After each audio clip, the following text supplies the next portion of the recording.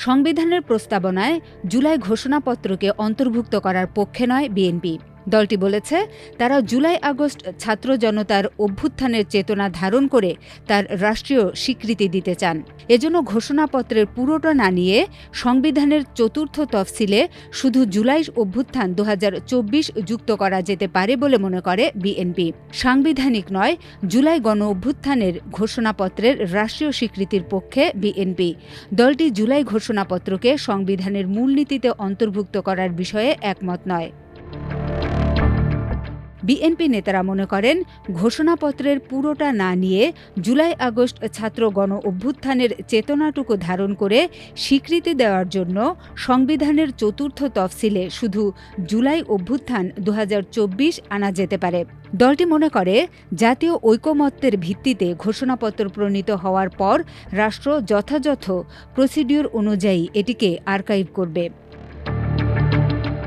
বুধবার রাতে রাজধানীর গুলশানে চেয়ারপারসনের রাজনৈতিক কার্যালয়ে বিএনপির স্থায়ী কমিটির বৈঠকে এমন মত উঠে এসেছে বলে বৈঠক সূত্রে জানা গেছে। অন্তর্বর্তী সরকারের তরফ থেকে বিএনপির কাছে পাঠানো জুলাই ঘোষণাপত্রের খসড়া নিয়ে দলীয় মতামত চূড়ান্ত করতে স্থায়ী কমিটির এই বৈঠক হয়। বৈঠকে লন্ডন থেকে ভার্চুয়ালি সংযুক্ত হয়ে সভাপতিত্ব করেন বিএনপির ভারপ্রাপ্ত চেয়ারম্যান তারেক রহমান।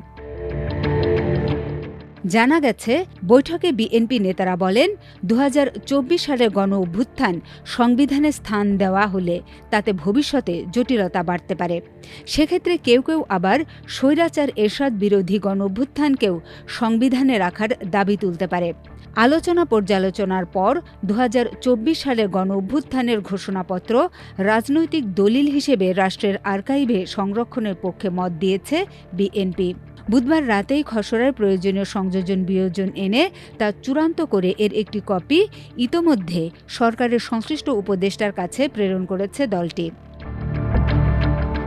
স্থায়ী কমিটির একাধিক সদস্যের সাথে কথা বলে জানা গেছে, খসড়ার প্রথম পয়েন্টে উল্লেখিত বাংলাদেশ নামক রাষ্ট্রের এ ভূখণ্ডের মানুষ স্বাধীনতা অর্জনের জন্য যুগের পর যুগ সংগ্রাম করেছিল এবং এর ধারাবাহিকতায় পাকিস্তান আন্দোলনের মাধ্যমে ব্রিটিশ ঔপনিবেশিক শাসন থেকে ১৯৪৭ সাল থেকে স্বাধীনতা অর্জন করেছিল। এই অংশ অপ্রয়োজনীয় বিবেচনা করে তা বিএনপি বাদ দিয়েছে। দলটির নেতারা বলেছেন, ১৯৭১ সালের স্বাধীনতা যুদ্ধে গৌরবময় বিজয়ের মাধ্যমে বাংলাদেশ রাষ্ট্র প্রতিষ্ঠিত হয়েছে। সেই স্বাধীনতা যুদ্ধকেই প্রধান অর্জন হিসেবে উল্লেখ করে ঘোষণাপত্র শুরু হওয়া উচিত।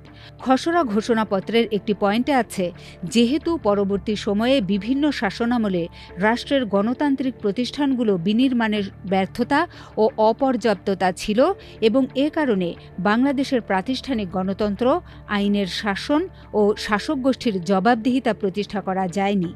বিএনপি এক্ষেত্রে বিভিন্ন শাসনামলের জায়গায় আওয়ামী শাসনামলের কথা উল্লেখ করেছে। খসড়ায় ১/১১ সংশ্লিষ্ট একটি পয়েন্টে উল্লেখিত ক্ষমতার সুষ্ঠু রদবদলের রাজনৈতিক ব্যর্থতার সুযোগ কথাগুলো পরিবর্তন করে দেশি বিদেশি চক্রান্তের সুযোগে লেখার সুপারিশ করেছে বিএনপি। এছাড়া দলটি ১৯৭২ সালের সংবিধান পুনর্লিখন বা প্রয়োজনে বাতিল করার অভিপ্রায় বাদ দিয়ে বিদ্যমান সংবিধানের প্রয়োজনীয় সংস্কার উপযুক্ত প্রক্রিয়ায় সংশোধন করার পক্ষে মত দিয়েছে। জানা গেছে, ঘোষণাপত্রের খসড়া থেকে সেকেন্ড রিপাবলিক প্রসঙ্গটি বাদ দিয়েছে অন্তর্বর্তী সরকার। গত জানুয়ারি মাসে প্রস্তুত করা ঘোষণাপত্রের খসড়ার শেষ অংশে সেকেন্ড রিপাবলিক কথাটি উল্লেখ ছিল। বৈঠক সূত্রে জানা গেছে, এর বাইরেও খসড়ায় আরও কিছু শব্দগত সংযোজন বিয়োজন করেছে বিএনপি।